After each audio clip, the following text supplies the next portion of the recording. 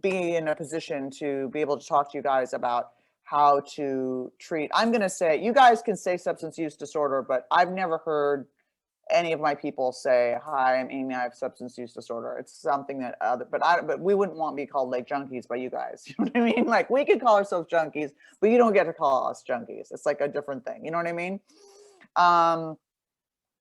A little bit, how much? I've got an hour. Okay, so I want to stick to my thing. A little bit about my addiction history. Born and raised in Beverly Hills, California, upper middle class, you know, really, really not the type of person that you would ever think was going to become like a drug addict or an alcoholic. You know, really good family. Father was a screenwriter. Mother was a model and designer, came from money, highly educated, you know, exactly the opposite. And even I was very obsessed with purity when I was growing up. I went to an all-girls private uniform school, and I was like, drugs are bad and they're gross and they're a cop out. And like, you know, it's so funny. It's so ironic that I would have that attitude and then later end up like, just like, I can't, it's hard for me to be friends with the people I was in high school with because I am such a different person now. Anyway, I have a lot of addiction in my family and mental illness in my family. And all I can say is that I think for some people it's trauma. I think for some people it's genetic. And I think for some people it's a combination of both. I don't think we really know. For me, I think it was a combination of both, but I definitely had the genetics. It's an enormous amount of addiction and alcoholism in my family. There is something called the MTHFR mutation, which is a genetic mutation, and you can test for it. And it tests whether or not someone has the enzyme, has a genetic mutation in the enzyme that breaks down folic acid from green veggies into L-methylfolate, which is the building block of dopamine and serotonin. So people who have a mutation in that enzyme, most of the time, like 80% of drug addicts and alcoholics, come in and they have low dopamine tones to start. We can't make enough dopamine and serotonin. So we're already feeling weird and off, and you know what I mean?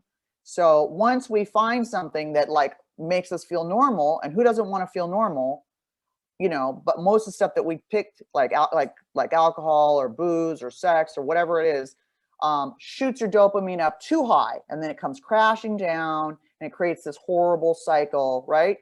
So after a period of time, once you flood your brain with so much dopamine with drugs, your receptors shut down, and then you need more and more and more because your dopamine receptors like, whoa, too much dopamine, it's too much, and they're like, okay, we're going to shut it down. And then eventually you're doing more and more and more and more, and then when you get sober, you have no dopamine. You know, your brain is like, oh, we're making dopamine again. Oh, you're not supplying dopamine in the form of drugs and alcohol. Oh, okay. So we get sober and we get really depressed, and then eventually we get it together.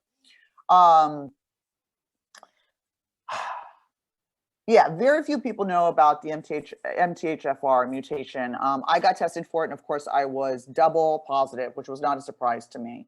So I felt very sort of ill at ease in my skin very early on. I had an eating disorder. From at 15, I started to see it, and depression around 15. And then at 19, I really had a nervous breakdown, and I became bulimic and anorexic. And to me, all of these sort of compulsive behaviors are all sort of linked. They're all part of the same kind of spectrum. I think that addiction is part of I think addiction is a spectrum. I can see people who are used to shoot dope and are now can drink normally. And there are people like me who can't even vape, you know what I mean? Without like vaping 24/7 all the time and just dreaming about it and getting the empty cartridges out of the trash. And like, you're like, whoa, dude, like just not good at moderation at all. So I think there's a spectrum of addiction. What I have seen is a compulsive behavior, you know, you'll see among, and we call it cross addiction. I don't really think it is cross addiction. I think it's all alcoholism or addiction, which is our inability to moderate, which is that lack of dopamine, which is when we get a hit of something, like a vacuum opens up inside of us. And I'm not a scientist, but I've had problems with sex. I get obsessed with love. I don't really like gambling. Maybe it's because I'm a Jew. I don't know. I just don't like to lose money, but terrible joke. Nicotine, I will nicotine. I have lattes that have 5 shots in them. I mean, like, I can't do anything in moderation, right? Either if I'm working out, I'm doing CrossFit, man, 7 days a week, you know, or else like totally just on the couch eating potato chips, be like, whatever, just everything is all or nothing. And that's addicts and alcoholics. It's interesting to be able to speak tonight because I just had an experience that was very triggering for me. So I'm 51, and so if you do enough drugs, you'll just be preserved. That's what happens. I have epilepsy from crystal meth. I did a lot of crystal meth in my 20s, and I still have all my teeth, and that's all that really matters when you live in Los Angeles. No one cares if you have epilepsy because I look cute in a helmet. It's fine.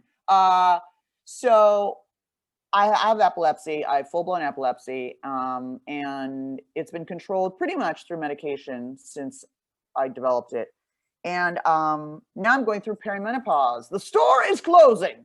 And so that's a whole new thing of like estrogen flying and night sweats and like all kinds of stuff and anxiety and weird feelings.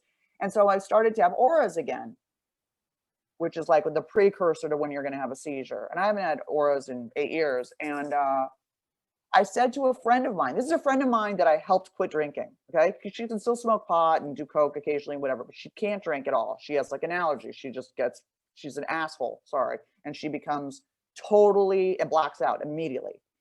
And she said, are you sure that you don't just make things up so you can get more drugs?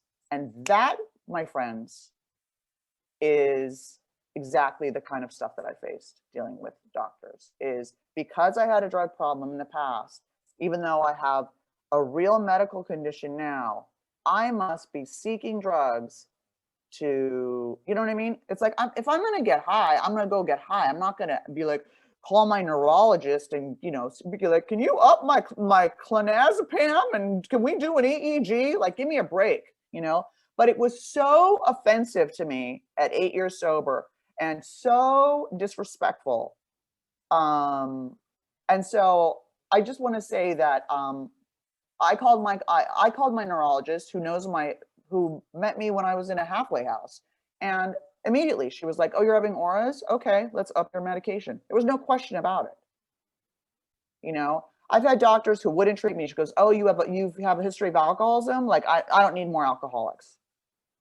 It's like, well, I'm sober, but okay.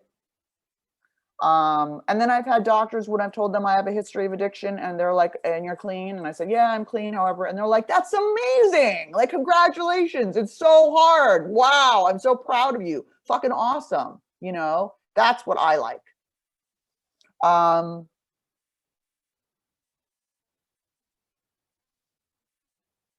We don't come in looking like junkies. We're not, you know what I mean? Like, we're not what you think, you know? And I think that, you know, it's funny because you think of a drug addict, but then it's like, so are wine moms. You know what I mean? If you're drinking 2 bottles of Pinot Grigio a night and popping Xanax, you've got alcoholism, guys. You don't have to be shooting crystal in your neck to be considered a drug addict or an alcoholic. It's the same thing, but that's legal. So people view it differently. It's got a different stigma. Ted looks totally freaked out by me right now. Are you all right, Ted? Are you in shock? Are you okay? Yeah, okay. Ted's just like, oh my God, what? I'm supposed to moderate? I'm scared of her. You know, I think a big thing that you need to understand about drug addicts and alcoholics is that we have a lower pain threshold. So we feel pain more acutely, but we have a higher medication tolerance, right? So when I go to the dentist and they give me Novocaine, and this is true for almost every person in recovery I know, I'll be like, they'll shoot me full of Novocaine and I'm like, still feel it. And they'll be like, okay. And then they do it again. I'm like, feeling it. Oh, I don't feel it, you know? And they're like, what the hell? Because we have a lower pain threshold and a higher medication tolerance. That's our biology. And whether that's our biology, because, you know, I'm not sure if that's our biology after we've used or before. I really don't know. But I'm having hand surgery in May. And when I told the doctor that I was in recovery, he said, and he was going to go in and like release a tendon or something. And he was like, well, I won't give you anything then. I'll just give you Tylenol. I was like, I'm sorry, because we're addicts and alcoholics doesn't mean we deserve to be in pain. We get to be properly medicated. So I said, would you speak to my sponsor? I'm in 12-step program. Would you be willing to speak to my sponsor, who just happens to be a happens to know end of life care and be a palliative nurse and know all about pain? Would you be willing to talk to him about medicating me properly? I'm really lucky to have someone who knows that, not just some big book thumper who's like, thinks that they're a doctor, because being prescribing, doing medicine without a license is a felony. Hi. So, don't let anyone in AA tell you what medications to take or not to take. So the guy said, sure.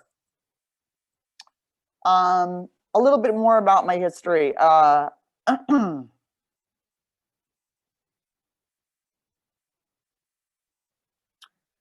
was a chronic relapser. I've been to 7 rehabs. I've been in 4 psych wards. I've tried to kill myself a bunch of times. I have depression. And I think that, but probably the comorbidity rate for addicts and alcoholics and mental illness is, I think, 80% or something very high.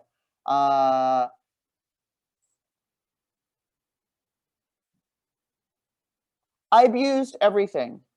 I was a meth head, and then I got clean from that, and then I stayed clean for, I don't know, 7 years, and then I relapsed again, and I ended up getting into cocaine and was shooting cocaine, which was something I never thought I would do. Like IV stuff, I was like, oh God, I'll never go there, and I did, and then I got frozen shoulder, and I think you guys are physical therapists, right?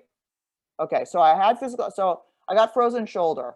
Okay, the most painful thing in the entire world. Oh my God, right? So I'm prescribed Norco, doesn't even touch it. I'm like crying at night. I'm in so much pain. Can't even move my arm. Just like crying, so much pain. So they gave me Oxycontin. It's over. And whether it would have been over if I hadn't been in a horrible marriage, not working a good program, like I wanted out. When the stuff hit me and that veil went up between me and the world, I was like, oh, I don't care. I don't, but I'm going to be probably prescribed Oxy for my hand surgery, and I'm not worried about it at all. I'm 8 years sober. I'm not in that shitty marriage. I'm a completely different person, but I wasn't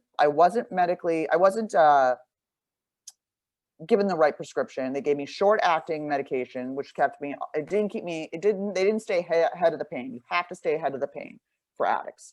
So I was doing physical therapy, and I used to just scream my head off in the physical therapist office. And they were like, please, Amy, don't scream. You're scaring the patients in the waiting room. I'm like, this is torture. This hurts so much. So eventually it went away. I guess the thing I would say is that we're very manipulative and sneaky, but at the same time, we can also be really have clear motives. When we're in sobriety, we're really good people. Do you know what I mean? Like my whole life is dedicated to service now and helping other people. But can we be drug seekers? Of course we can. And you definitely should know the signs of that. But there's a balance between that and knowing how to properly medicate someone who has an addiction history. Does that make sense at all?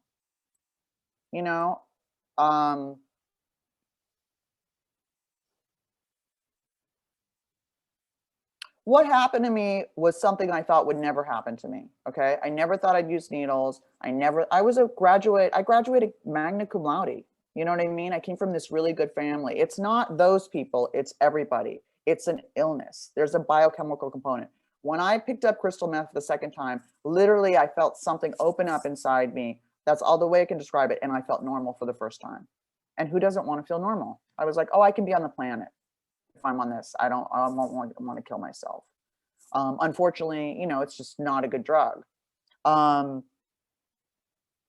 I did end up getting arrested. That was great too. It's all really kind of humiliating stuff. Like I tried to, I got married to a rich guy because I want to take care of myself. And it got really, when I got on the Oxycontin, we're not good on drugs, guys. We're not terrific on drugs. On Oxycontin, I became very aggressive, and I would scream at people, and I tried to stab my ex-husband and went to jail on Christmas of 2011. Looking for a nice boyfriend, totally willing to date younger, guys. It's a terrible joke. Come on. I would have never done that if I was sober. I'm not a violent person. Drugs and alcohol changed me into somebody else. That's not who I am. And that's not who I've been before that. And it's not who I've been since. I've never done that before. So, then I was arrested for felony, got dropped down, blah, blah, blah. I guess the thing is that we have enough shame for you guys. You guys don't need to shame us. We come in with enough shame. That's something that we're fighting with all the time. And it takes a lot of time for us to get past that.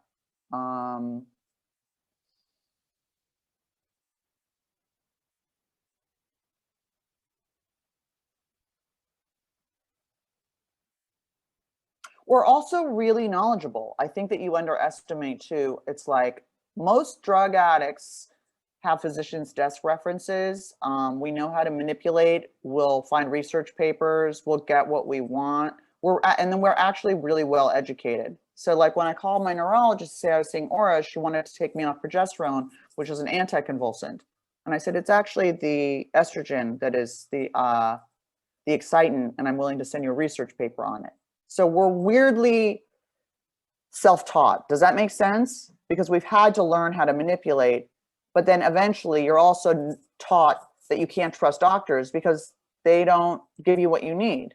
So what's happened now as a result of the war on drugs, which is really a war on people, is now that I have epilepsy and I'm on 2 controlled substances because nothing else would work, and I don't want to, I've cracked my head open, I've lost my license twice, I've broken teeth, a lot of really gnarly stuff has happened to me. I can't fill my scripts early to travel. I can't go to New York and have the prescription transferred. If I run out or I lose some, screwed, right? Immediately, with a background like mine, they're thinking that I'm abusing the medication.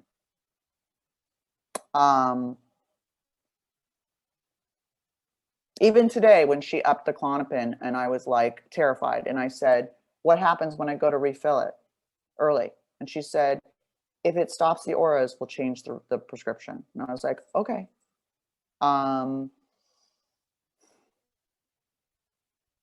I think humor is really key. We don't want to be treated with like preciously, like, you know what I mean?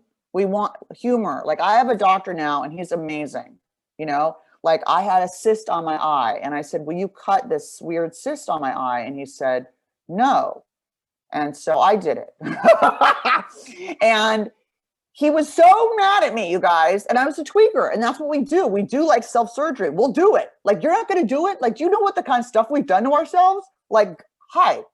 So I did it. And I came back and I said, hey, I tried to cut that cyst. And he goes, I'm sorry, what? He goes, please don't do surgery on your eye. It is your eye. He goes, I'm sending you to a dermatologist. I said, well, you wouldn't do it. He said, do not do that again. And we both laughed about it and it's over. So I think that you have to know, we have a very, very dark gallows humor because that's the way we've gotten through a lot of the stuff that we've gotten through and not been ashamed of it. I'm not ashamed of anything I've been through. I think it all happened so that I could have my story, so that I could help other people. And, with alcoholism and drug addiction comes an amazing amount of intelligence and creativity and drive. And, we're special people, we could go off the rails and really go into self-destructive behavior really quickly. And it's a lifetime thing. It's like diabetes. We've got to constantly be at it. Anytime I let go, like I'm off on some other weird, creepy thing on Tinder or vaping or like, I can see it come out in a different way. But I would never, I've come to see it as a gift, trying to think of other. So this one neurologist who finally prescribed me medications, gave me a normal EEG. when I got kicked off Medi-Cal disability, I was sent to another neurologist. And as soon as I walked in, he said, you're a recovering drug addict? And I said, correct. I said, I'm 8 years sober. And he said, you're on phenobarbital and Klonopin? And I said, correct. And he said, oh, I'm going to change all your meds and you shouldn't be on those meds because of your history. And here's a man who has met me 5 minutes. I've lived with this for 17 years. I've tried 25 different anticonvulsants. And because of my history, he's going to make that judgment. I was like, I'm out. And my doctor said to me, my neurologist was like, I understand why he thinks that way because he doesn't know you as a person. And he doesn't understand. But with someone as tiny as you and that kind of medication at that dose, it's amazing you're standing up and awake. But so I would say to get to know your patients, and everyone's body is different. You know what I mean? Like they put me on doxycycline and I had a manic episode. Doxycycline. I was like completely out of my mind for 10 days. And then they put me on clindamycin and then I was just crying. My doctor was like, I don't get it. So it's like meth is fine, but doxycycline, no go. So really we know our bodies. I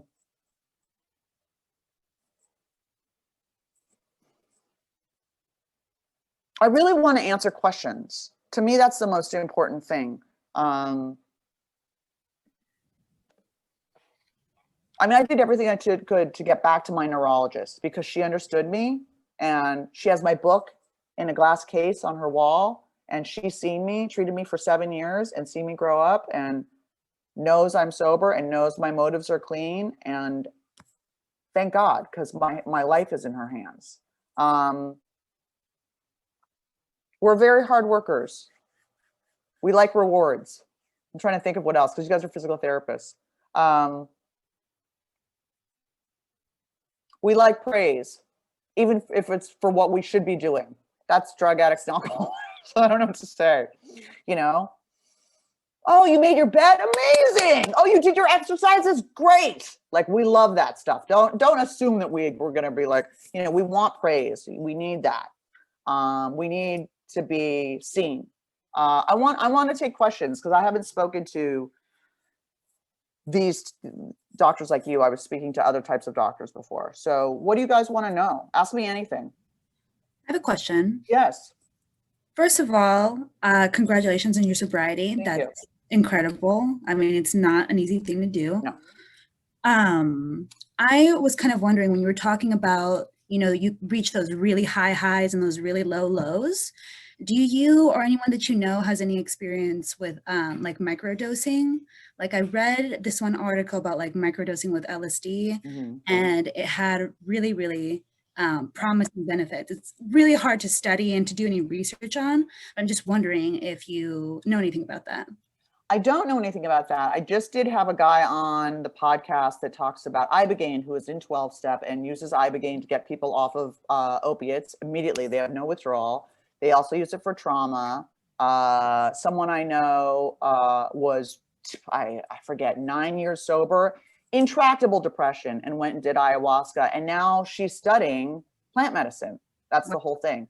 In 12-step, that is highly looked down upon, unfortunately. They're like, oh, that's, even though the founder of 12-step did acid his whole sobriety and was on antidepressants, there is a group of 12-step that do psychedelics. And if I got to a place of where my depression was so gnarly, I would absolutely look at that. And my sponsor I picked someone who is open to that. You know what I mean? Because again, motives are clean. But most people are very obsessive about total abstinence, and they don't see that. They don't see any benefit in something that can be abused. Does that make sense? And I also, obviously with epilepsy, would be I can't do that transmagnetic cranial. I wanted to do that and I can't. So, but I totally would do that if I was a candidate and my sponsor said yes. Exactly. I just feel sometimes there's a lot of like absolutes, like there's no gray areas. Total fundamentalism, and it's a real problem. Yes. And I think that now we're starting to see harm reduction coming in. You know what I mean? Even with, you know, there's a lot of like, now that cannabis is being legalized, and my co-host is like a big, even though he's 12 step and he's abstinent, he's a social worker, he's a big pot person. He's a big one for taking death off the table. So if someone's shooting heroin and they don't want to get sober, but they're willing to maybe not shoot heroin, but smoke weed, like, cool, let's get death off the table. Exactly. You know what I mean? Let's move them in the right direction. That's progress. And AA is very much about abstinence and absolutes. And it's not for everybody. You know what I mean? I don't know that harm reduction would have worked for me. Yeah. I was really into what I was doing. It was kind of a nightmare. And so I really like what you have to say. And I think that you're right. And I think that what really needs to happen is the recovery community needs to become inclusive. And we all need to look for all the different ways, because different things work for different people. I've seen people get sober in many, many different ways. You know, 12 steps not the only way. It's the same with us, you know, we always say treat the person, not the disease. Exactly. And it's the same for everybody, and Right. not, you can't treat an addict just because they're an addict, like everybody that you meet that's an addict. They're a person, they have different experiences, and they're not going to respond to the same things that you give them. And, you know, we're all modifications. So it's like, if they can't do this, but they can get by on weed or whatever intermediate that there is, and that's what has to be done. Exactly. I think meeting the patient where they're at, you know what I mean? Really getting to know the patient on a personal level, and meeting them where they're at, you know, so that we trust you and talk to you is really key. Exactly. You know? Kind of going off of that, does anybody else have a question? I don't want to like take up all the time. Go for it. But yeah, go ahead. Go ahead. I'm sorry. Yeah. Okay. I'm kind of wondering, like, we all get onto this field because we want to help people, you know, we recognize these signs and symptoms in people. I don't know if at any point in your journey, if there was somebody that was like wanting to give you help, but you weren't ready to accept. Yes, that happened to me. Yes. You want to hear that story? Do you think it's more beneficial, or like you'll get a better response if you push somebody and you're like, you need help, or if they're not ready to accept help? So I was seeing a psychiatrist. I was doing crystal meth at the time. I must have been 25. So I had really bad depression at the same time. And I've been diagnosed as, I don't know, borderline or bipolar or whatever, but always when I was loaded. So who knows what I really am. And I was seeing the psychiatrist, and again, you know, I dug up some research papers that borderlines do really well with amphetamines, and that's what I wanted. I wanted the good stuff. I didn't want street amphetamines. I wanted clean amphetamines. So I brought in these research papers and talked to her about whatever. And she was like a little hesitant, but she was like, okay. And so she gave me time release capsules of some type of dexedrine or whatever. And I don't want time. No drug addict wants time release. We want now. Yesterday was too late. We want it now. So I got home and I tried to get it out of the time release thing. And it was very, you know, I boiled it and I crunched it and I hit it with a hammer and blah, blah. So I go back the next week and I said to her, you know, that just didn't work for me. It's not what I really need, the instant release. And she looked at me and she said, I think that you're a drug addict. I think you have a drug problem and you need to go to, you should go to AA. And I was like, well, that's our last session. And I was like, bye, you know what I mean? And I was pissed. She called me and she knew it. She was right, but I wasn't ready. So when I did get ready I walked into a market and I woke up in an ambulance and I'd had a seizure. And I was like, and they said to me, did you do any drugs tonight? And I said, obviously really crappy ones, because here I am. And that got me into my first of 7 rehabs. So there is no pushing. You will just, you know, we'll lie to you or we won't see you again. So there is, you know, I would say absolutely not to push. I didn't, you know, I also saw an addictionologist and did my dance. We're incredibly smart and manipulative. So I got the guy to think I was an atypical addict, and so my parents didn't know what to do. And then with another doctor, I came in with research papers and she gave me Adderall and Ritalin, and I almost stroked out. So it's like, you've got to know the animal you're dealing with. Do you know what I mean? Absolutely. But no one could get help from me until I was ready. Okay. If you pushed it, I just would push you away. You Is got there- cut out of my life and that was it. And I would keep going until I hit a bottom that for me, I would say you can plant a seed. Okay, that was my next question. You Like, can with plant a these seed or fires- you can connect them with someone. Okay, so when I was shooting cocaine and my friend was like, you're going to die doing this. And I said, I'm not ready to stop. And she said, can I let you talk to someone who used to smoke so much crack she had a stroke and now she's 3 years clean? Just talk to her. Let her tell you her story. And I was like, fine. So this girl called me and she told me her story and that her parents had bought her a burial plot because they were so convinced she was going to die. And she was 23 years old.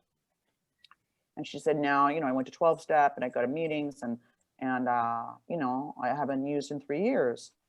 And it was enough for someone else who had been there and I didn't feel judged. And I felt like, oh, maybe this works. And she didn't judge me. She didn't say I couldn't get high.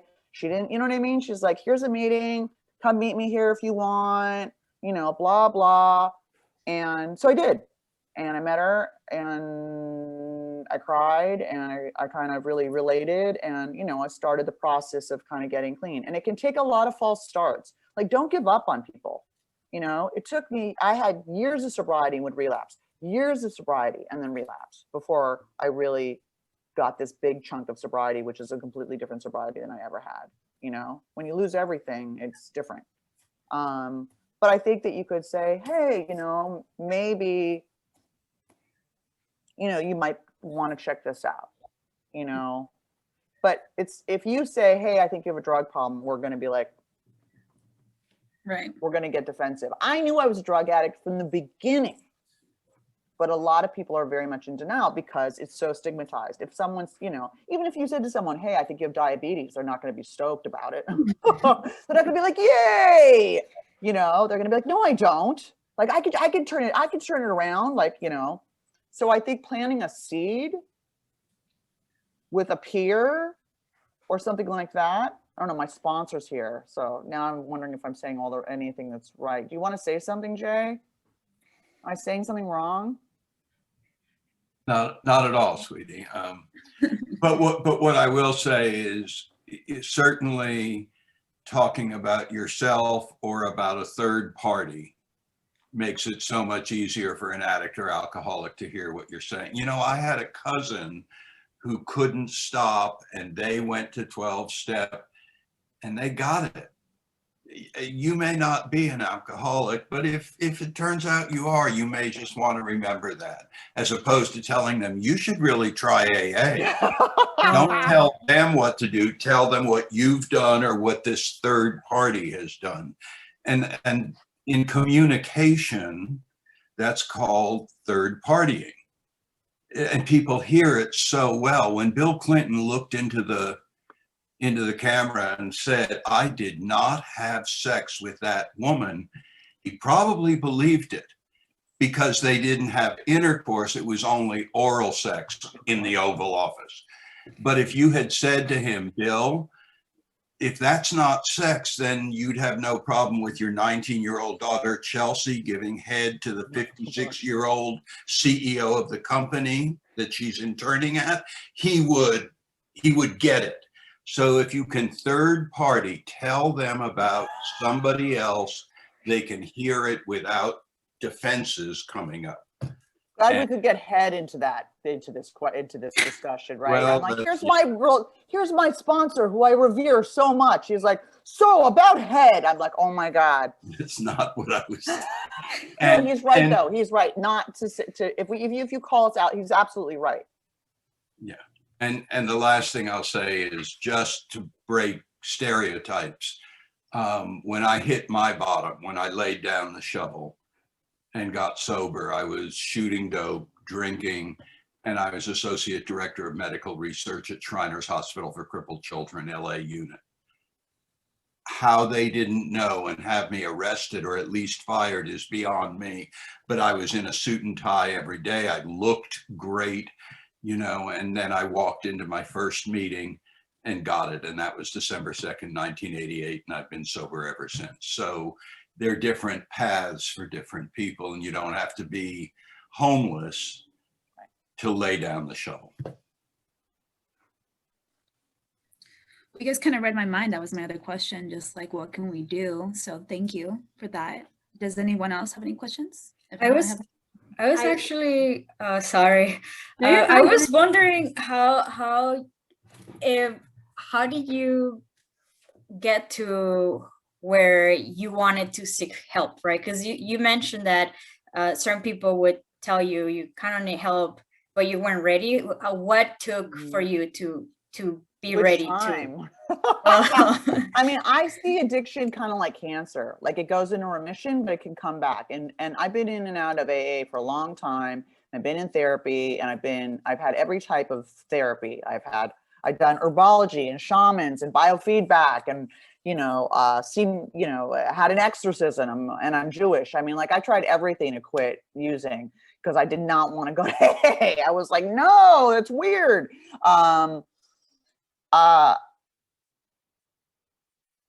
I stopped. So I think that it's something that is like, I would get it, and then I would be in so much pain in my life and didn't know I couldn't have my depression under control. I didn't really know how to navigate the world. I was so, I would just be in too much pain. And then I would just go, and I knew, oh, here comes Colonel Puff Puff wants to say hi. He just wants to say hi to you guys. So there's Colonel Puff Puff. I'll give you dinner after. I would get in so much pain that I was like, I got to get out. I got to release this. It was called you call it the fuck it's. That's what you call it in the program, where you're just like, fuck it. And sometimes I knew it would be different, and sometimes I didn't care. Or sometimes I thought it would, sometimes I was like, I can smoke pot. I hate pot. It'll be fine. And now I'm smoking pot every day and hating it, but I feel different.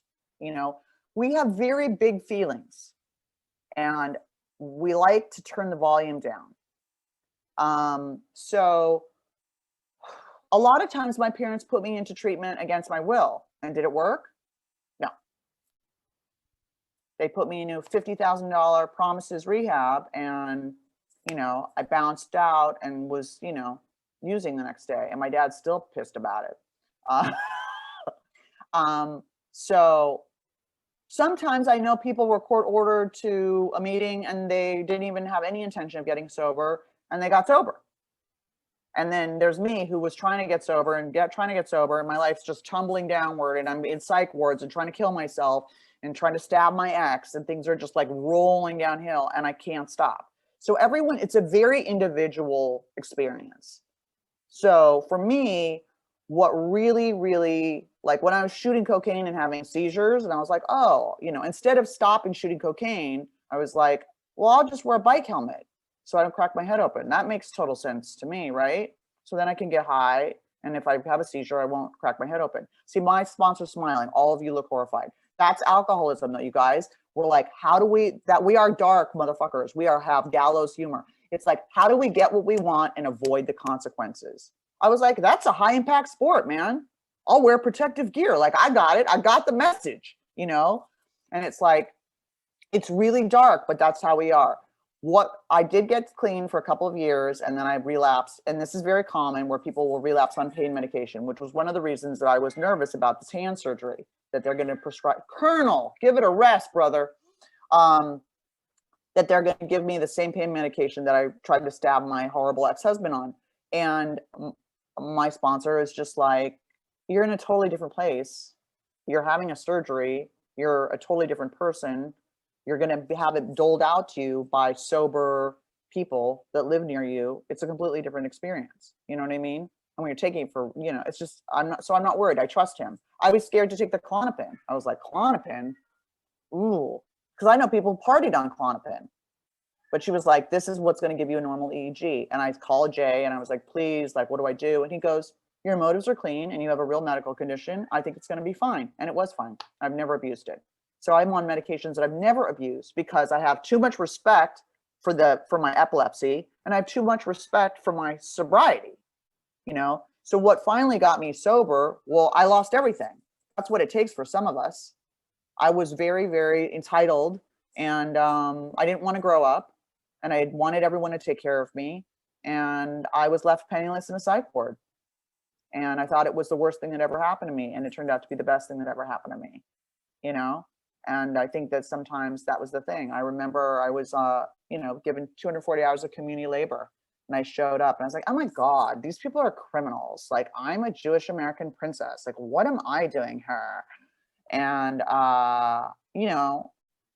it was like 40 fucking dudes and me. And I was like, fuck. And they were like, what you here for, Weta? I'm here for a DUI. What you here for? And I was like, oh, I'm here for felony domestic violence with a deadly weapon. They were like, oh shit, Weta, So I was like, I was the crazy one, guys. I was the one, only one there for assault. I had more time than anyone else. And I quickly got it. I was like, I'm the criminal. So addiction completely turned my life upside down and made me someone I thought I would never, ever, ever be. And what that has given me is an incredible amount of compassion for people, seeing homeless people tweaking out on the streets, schizophrenics. There's a lot of schizophrenia in my family. And I thought, there, but for the grace of God, go I. You know what I mean? If my parents and friends hadn't put a net under me and I had been scholarship to rehabs and people kept just throwing a net and I didn't just go, okay, you know what? Sweeping the streets. This is the best thing that ever happened to me. Okay, thank you, courts. And I'm going to start writing magazines. I'm going to write a book. And I just was like, go, girl. Like, this is the best thing that ever happened to you. And I just flipped it around. But plenty of people just keep spiraling out because as addicts and alcoholics, we're like, well, poor me. My lawyer sucked and the cops suck and my ex is a dick. And you know what I mean? But I was like, wait, this is my doing. These are the consequences of my actions. I was 42 years old. And it's like, if 5 people tell you have a tail, turn around, look at your ass. You know what I mean? It's you. I was like, oh, a pattern's following me. I got to do something here. And I just decided to turn it around. And that's why people love the story, because it's so gnarly. It takes what it takes, and it's different for everybody. I think the big thing is to keep someone alive so that they can find sobriety. That's the key, and whatever that looks like for someone. For me, I can't do anything in moderation, but other people, that's none of my business what their thing looks like. I was not functional like Jay. I couldn't shower. I was in the bathroom with a needle in my neck for days at a time. That was it. I'm still not functional. I still don't wear a suit and tie, but what else? I know this is a very different feel from the woman before. I know. I logged on an hour early by accident. Thanks, drug-induced brain damage. I was like, here I am. Denise is like, you're on at 7. I was like, bye. So what else, you guys? Come on. This is your chance to get real. I know you spoke to this like a little bit during your story and everything, but like what kind of helps you establish, like, I know it's gonna be different from everybody, but what helps you establish like trust with your provider? Like, are there certain things that like we can do to like kind of make you feel a little bit more comfortable? Like, I know the dark humor kind of stuff and everything, yes. But like what for you makes that a little bit better? Like my 2 favorite doctors, which is my neurologist and my primary care physician, who was like, don't do surgery on your eye. Like, are you out of your mind? You know what I mean? He was like, oh my God. I think humor, I think not being shocked, when I told him, I think not being freaked out by stuff. Like my weight was low and he was like, hey, your weight is super low. Like, you want to see a dietitian? And I was like, he's like, it's free. I was like, okay. Like I trusted him for him to lead me. But when I told him I did surgery in my eye, he goes, there's a therapist here. Would you like to see her?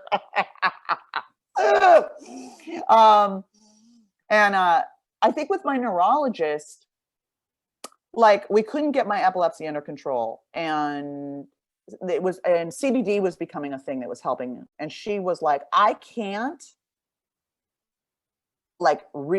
say that you can take that, but I've heard it works. So why don't you do what you need to do and we'll do an EEG and take a look at it. Did it work for me? Of course not. Fuck no. Of course it didn't. It would have been amazing if it did. And even her being with me and trusting me, like saying, well, I'm nervous because the only medications left for you are, you know, benzodiazepines and these kind of things. And I said, let me talk to my sponsor. And she said, okay. And she trusted me. I think trust, I think telling a little bit about yourself, I think making us feel safe, I think humor. And I think the biggest thing is no judgment, but not talking down to us. Do you know what I mean? That I don't like at all. Like we're smart. We've done our research. We're drug addicts. We've done our research. So there's a way, like, we don't want to be treated like, oh, is that okay with you? Like, we don't want to be treated with like precious. You know what I mean?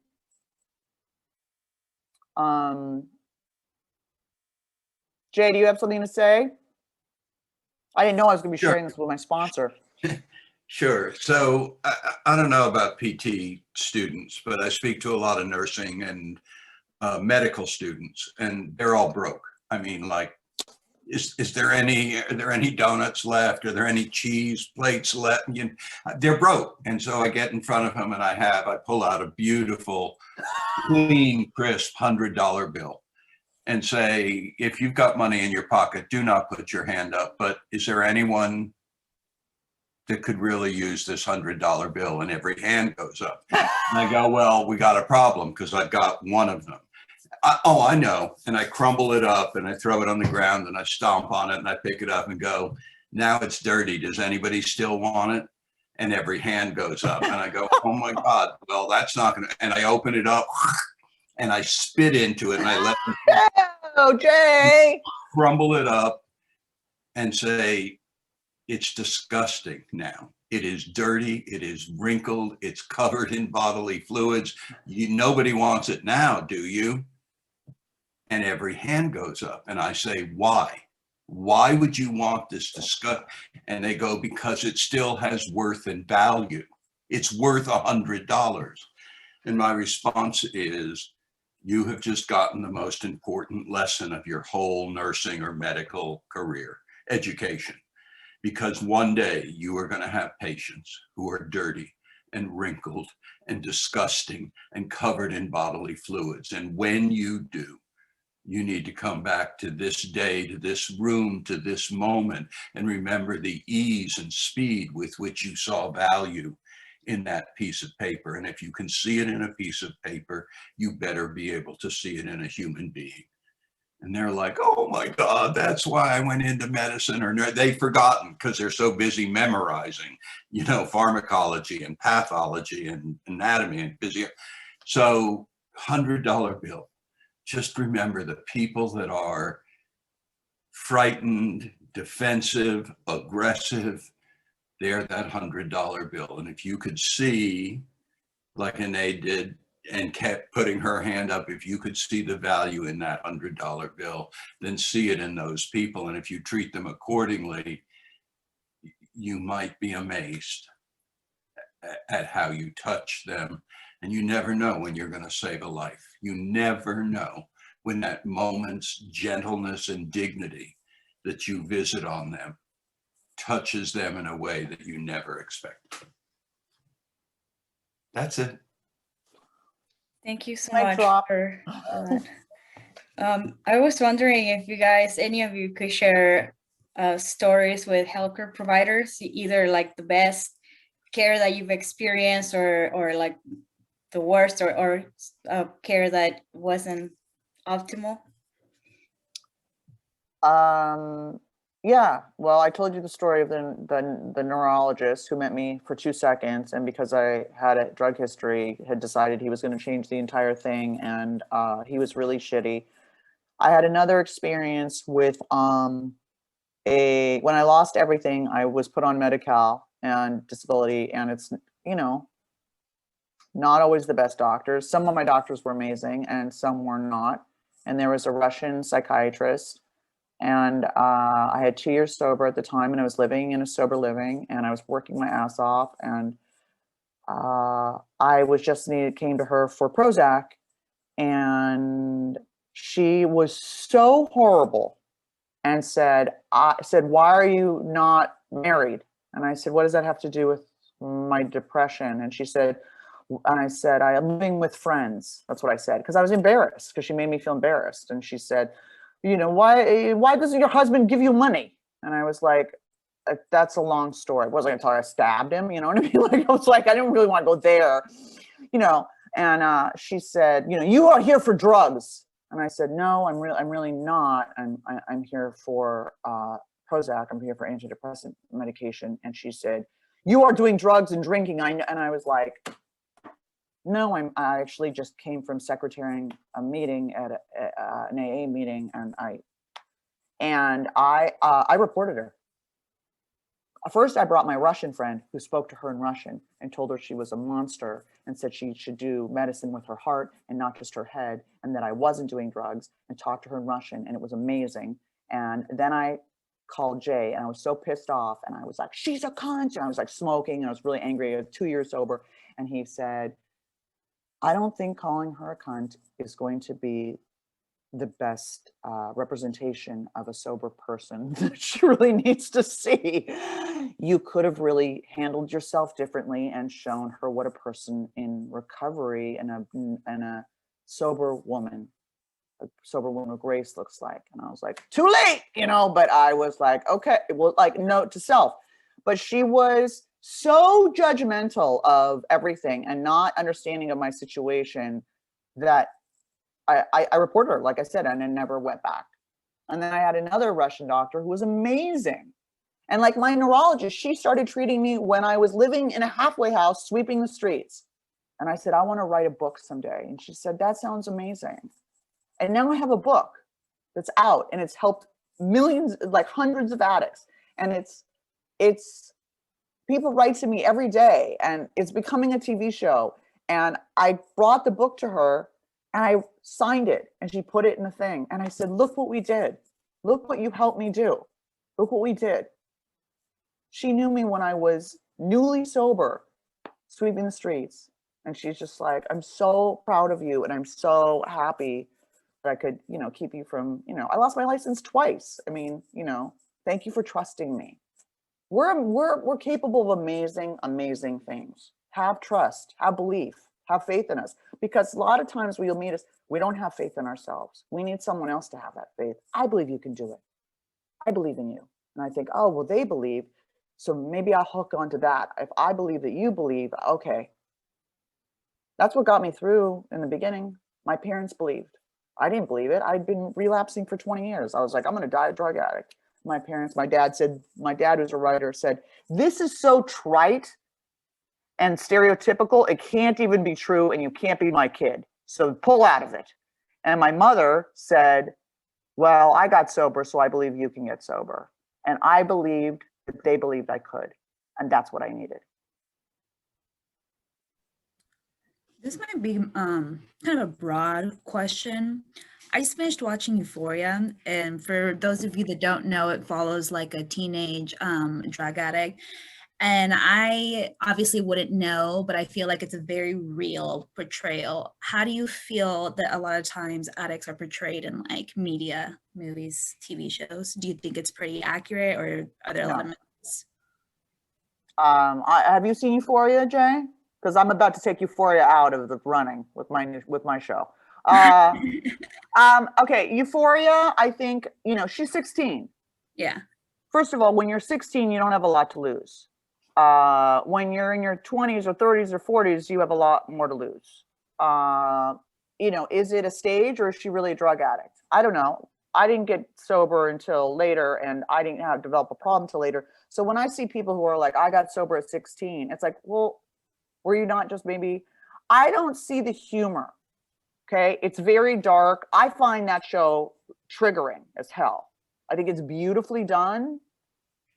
We're funny. We make fun of ourselves. We have a lot of humor, even in the darkness. I don't see a lot of humor in that show.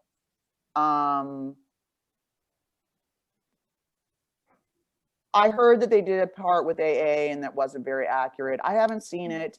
I know it does well. I've heard it's pretty accurate. I'm hoping that, you know,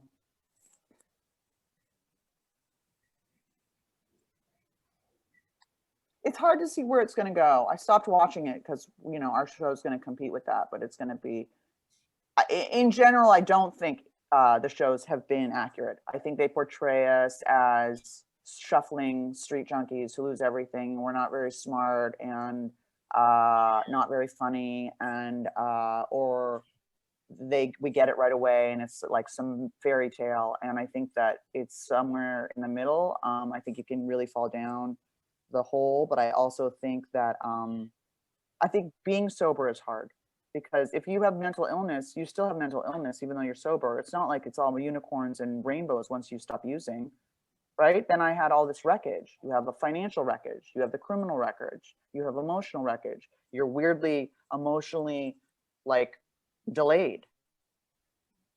I was, you know, in psych wards and rehabs for, you know, 20 years, or people were taking care of me. So now I'm 51 and, you know, I can make a crack bong out of a Mountain Dew bottle, but I don't know how to change the oil on my car. You know what I mean? I don't know how to do my taxes. Like, I'm a child and my friends are literally raising me. You know, I can hit a rolling vein. Like, I'm better than most phlebotomists. Like, I'm like, I'll give it to me. I'll do it. Like, oh my God, you're killing me here. But it's like, you know, I don't know how to do a budget.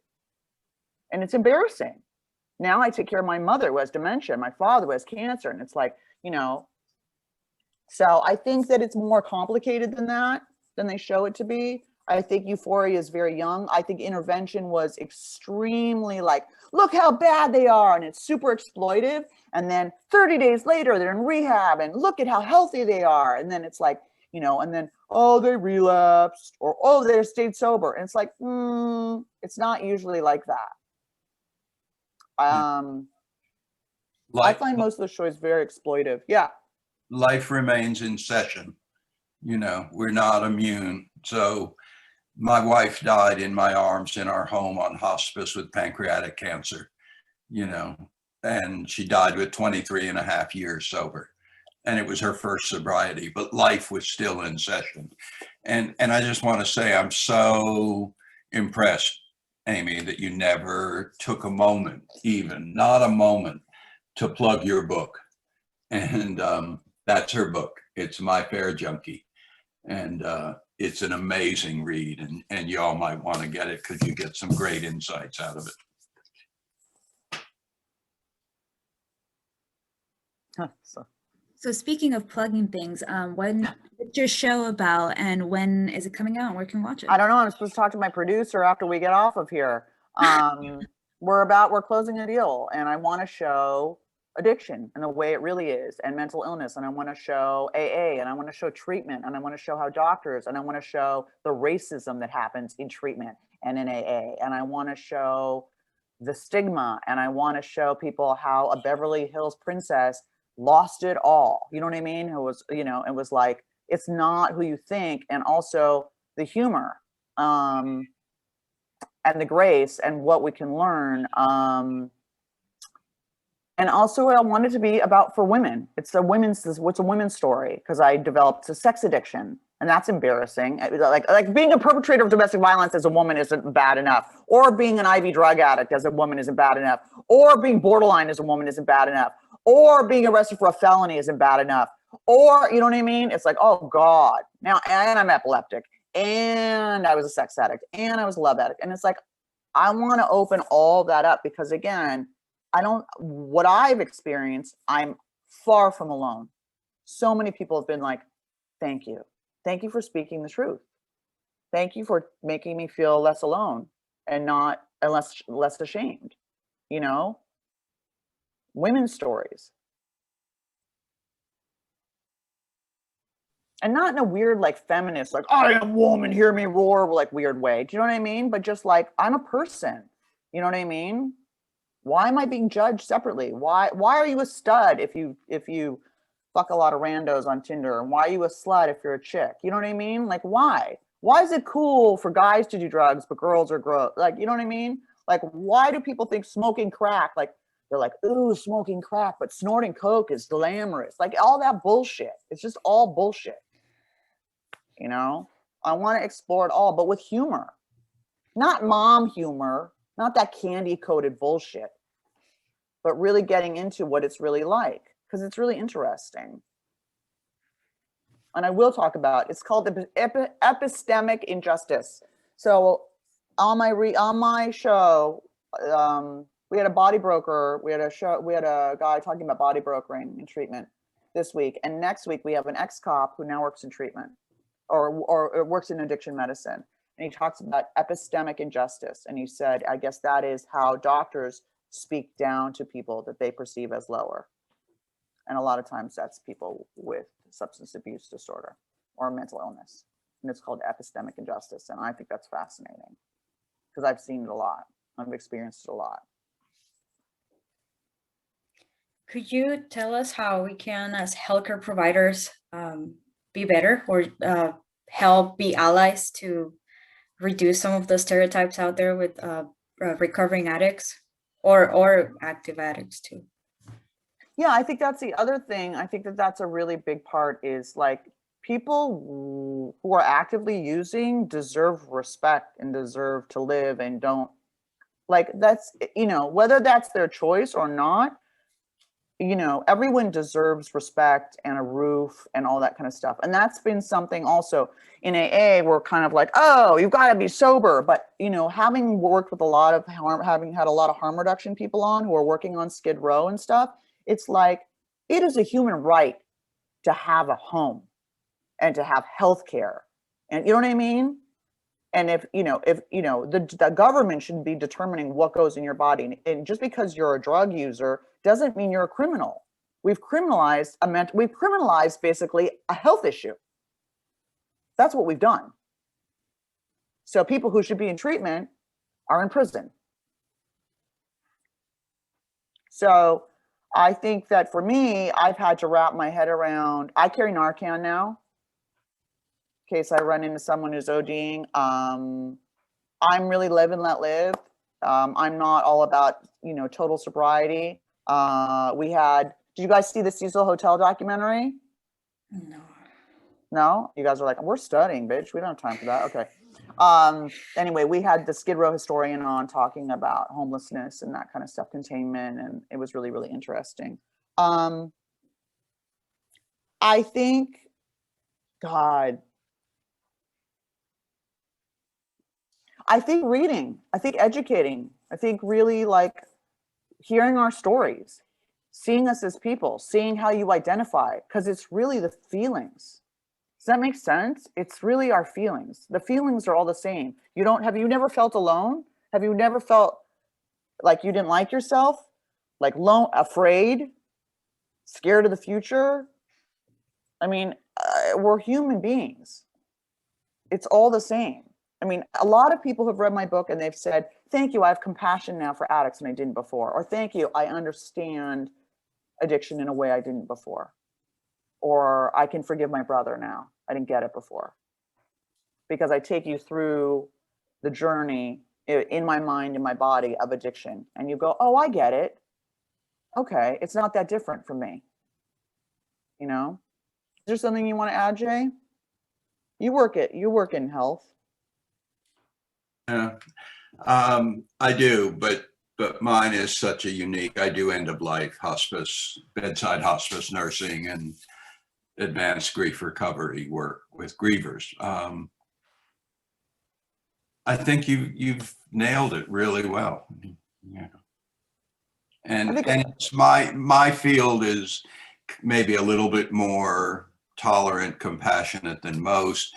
I don't have a lot of active drug addicts because it's just too hard at the end of life. They've stopped in most cases. They may be drinking, but you don't see the same kind of addiction at end of life just because people don't have the means or the energy. They can't get out there and do it. They don't have veins left. The chemo is chewed up whatever veins they have. we just try and keep practicing mercy and compassion, and giving people as much control and as many choices as possible. And that seems to work best, leading with defense lowering statements. I could be wrong, but ... I could be wrong, but is it possible that ... you get to do whatever you want, period, pause. I do have a concern, and that concern is, but so that kind of communication that tends to empower the patient works best, I think, with everybody, people who are frightened, people who are angry, people who are controlling, people who have mental health issues, people who have substance abuse issues.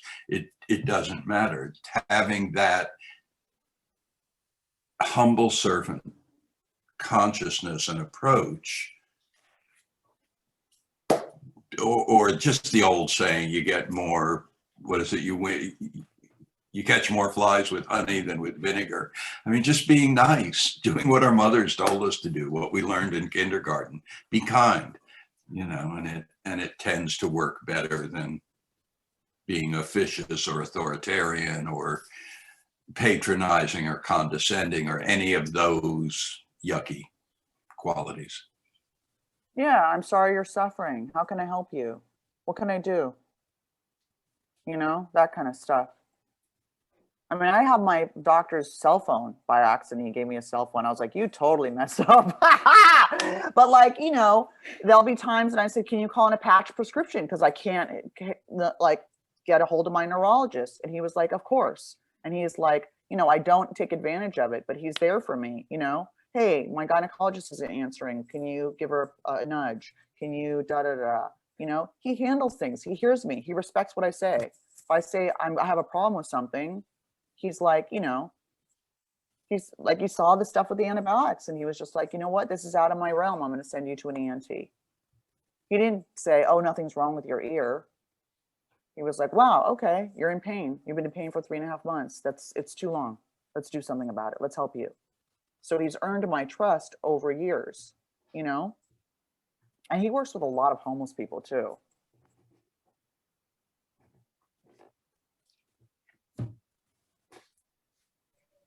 And I think humor, like I said,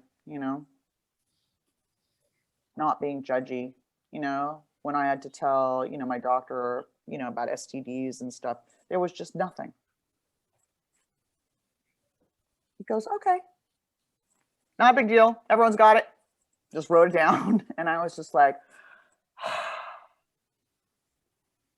it made me feel like not judged, because this is your doctor or someone you're letting manipulate your body or someone you're having help heal you. You know what I mean? We need to feel that we can trust you. Like when I was getting physical therapy on my hand before we just were like, we got to have surgery. They were just there for me. They would talk to me. They would tell me stories. They'd ask me how my day was. There was a connection. I'd get the same person every day, and it built trust.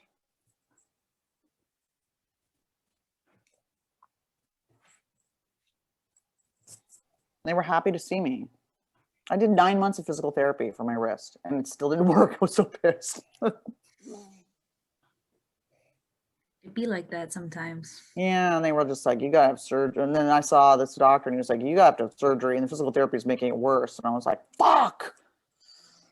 But I think reading our stories and knowing that we're not that different, and that if you could be us too with the right genetics or the right trauma, does that make sense? Because that's what happened to me. Everything I judged, I became. And, so I'm so glad I lost everything and that what happened to me, because it really it kicked out all the entitlement. And now I come from a place, like I said, of service and love and compassion for people. You don't know what they're going through, and you could also be in that place. So it's just, I don't know, it's leveled me a lot. I was really bratty. So I got what I needed. Kind of speaking to loss, we just had a class about amputations, and the Ooh, amputees, yeah, they go through a grieving process because of they've course. lost a part of themselves. Do you think it would be accurate to say that you guys also have to go through a grieving process if you hit that rock bottom, or I mean, at any point in your recovery? Yeah. I think I cover a lot of it with humor. I've done something called grief recovery for a relationship when my dad got cancer and my mom got dementia. That was a lot of loss. I think we have to I've lost a lot of time and a lot of opportunities, and there's a lot of people who are angry about it because they feel like, I fucked up and I could be here and I should be here and I look at what I did, and I feel really lucky because I turned it into art. I turned it into something that helped people. I turned the worst thing in my life into something that helped other people. The book is dedicated to people who think it's too late. It has the Will Rogers quote, "The worst thing that happens to you can be the best thing for you if you don't let it get the best of you." It was an adventure. And now when I was going through it, I was not stoked at all, believe me. And I was like, this is totally unfair. And now I wouldn't have it any other way. Now a TV series, and I'm going to, my whole thing is breaking the stigma of addiction and helping other people feel less alone. And there's a lot of recovery, advocates on Instagram, but they're all really like, life's so amazing. I'm like, oh my God, you don't have to have wine to have fun. And it's like, I'm really real. I'll be like, you know what, guys, I'm really depressed today, but I'm not going to use over it. And I got my eyelashes did. So whatever, my eyelashes look, whatever, like just having some humor. People will go, thanks for keeping it real. So I think that that's what the world needs right now is some humor and some reality about what recovery looks like. That it's like you said, life goes on. It keeps happening. Not that it's rainbows and unicorns once you get sober, which is what I think that a lot of the shows make it look like. You get all the cash and prizes and everything's perfect. And it's like so far from the truth, then people develop eating disorders and sex addiction and love addiction and gambling and, all kinds of different stuff happens. People have relapsed after 19 years and people are afraid to get involved with us because they see us like a ticking time bomb, So yeah, there's definitely loss, but what am I gonna, that's why we make it fun. Because if we didn't laugh, we'd cry. Like you guys were horrified by the helmet story, but people love that story. People, when I share that in AA, people fall over laughing because that shit's funny as hell. I mean, it's horrible, but it's funny. And we're completely backward. So if you tell something that's really sad to a group of people like you or most audiences, they tear up. If you say the same thing in an AA meeting, everybody laughs. Right. And then if you're in an AA meeting and you talk about some wonderful thing or a victory, or you've graduated, or you wrote a book, or you had a child, everybody cries. Like we're exactly the opposite of what most quote normies are like. Yeah, it's difficult. It's weird. Tears of gratitude, of being so moved, looking at what we are able to do given where we came from. And that's amazing. Our stories are, if you don't believe in miracles, stick your head in an AA meeting and you'll see a room full of miracles, truly. You knew I was going to be a little miracle when you got me, didn't you, Jay? I was so crazy, you guys. I was so out of control. He was like, no one, and I've been relapsing for years. I've been sponsored by everyone. Everyone knew me. And I was like, will you sponsor me? And he was like, oh, God. And you just don't know who's going to make it. I was speaking in a meeting and the timer goes, I was in treatment with you I have 9 years. I was in treatment with you, and I started crying because she was a homeless speed freak. And now she has 9 years sober. And I just started bawling. because we were the two that were voted not going to make it. Like those were the two that were going to die. And everyone else who's been in there has been calling, who was with us, has been in and out and in and out and in and out. And I said, look at us, huh? People lost a lot of money on bets, didn't they? You know, you just don't know. You don't know. So. I end with this one joke. This isn't even a joke. So they gave me Ativan. Okay, this is also a warning thing. So I had a new psychiatrist, and he was really stupid and new, and he was very easily manipulated. And I had epilepsy, and I had a seizure, and I said, I need Ativan. I'm going to have another seizure. And he gave me an enormous script for Ativan. Don't give 90 pills. Don't at one time. Like, are you out of your mind? Come on, guys.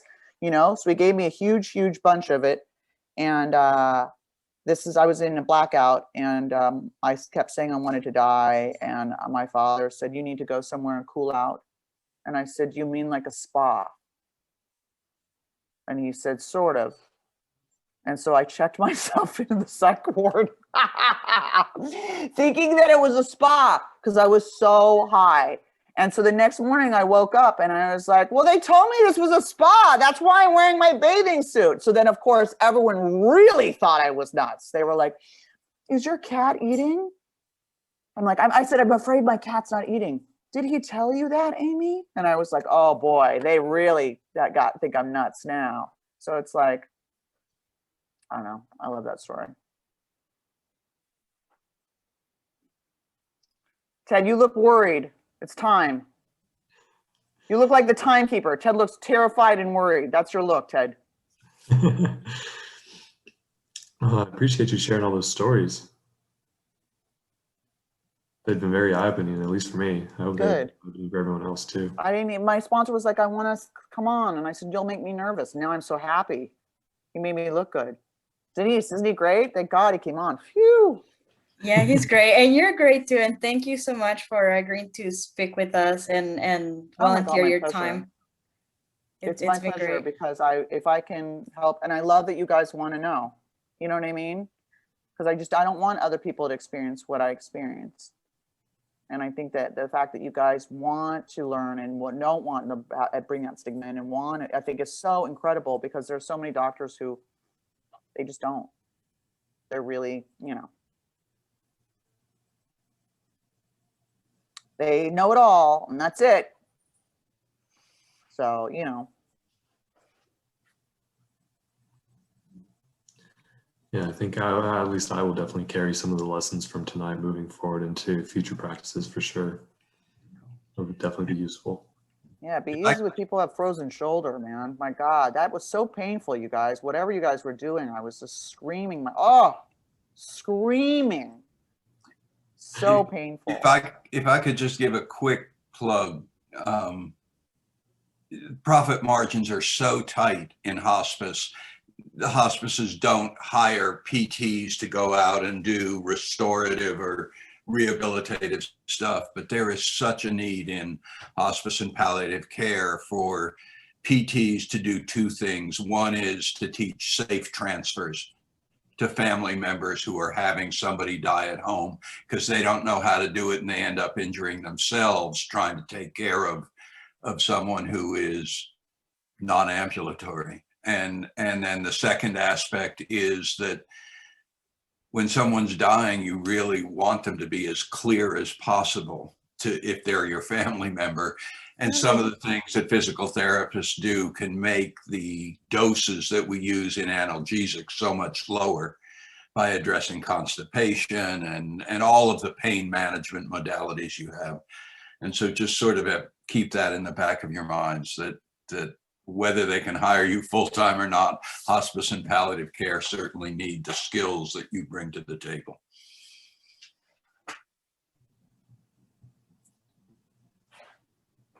I'll definitely keep that in mind. And in case you didn't see in the chat, Jessica says this was so helpful. And I think more people have experience with this or have been through it than we know. Thank you so much for sharing your insight. Danielle said, yes, thank you so much for your time and willingness to share with us. Of course, guys. And Denise, plug your website as well. Woo! My Fair Junkie coming to the screen, you guys. Yeah, I'm looking forward to it. Yeah, the book will help you understand. And it's, you know, I think my story is gnarlier than a lot of people's, but I think the fact that I came from such an upper class, whatever, and I looked like, and had a late downfall is really interesting to people. And I think that that's, you know, addiction doesn't discriminate. And I've had a lot of friends die. And I mean, you know, it's like, I don't know. Like I said, everything that I thought I would never do, I did. And so I became someone that I didn't even know, because you just keep moving the line and keep moving the line and keep moving the line. And it's like, I don't know. I think maybe you've done that in relationships where you're like, well, that's not okay. Well, it's okay. And then, you know what I mean? We've all done it. We all have experience with that in some form, whether it's food or whatever. So it's like, you know, I don't know. My experience has just been like, anyone can be capable of anything under the right or wrong circumstances. So I tend to try and be compassionate and not take things personally.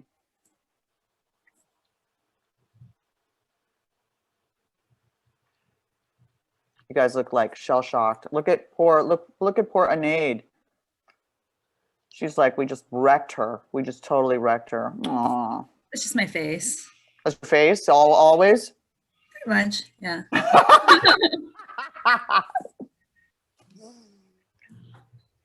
Well, thank you so much, guys, for your time. Just to respect everyone's times, we can say we can end our presentation for today. But if it's okay with Amy, if there's anyone else who has any other questions, we can stay a few more minutes. Yeah, if you have any questions, you know, you can buy everything every week, different experts, mental health, social work. We talk a lot about drug policy. We have a lot of doctors, genetics, all kinds of stuff, trauma, harm reduction. The name is Rehab Confidential.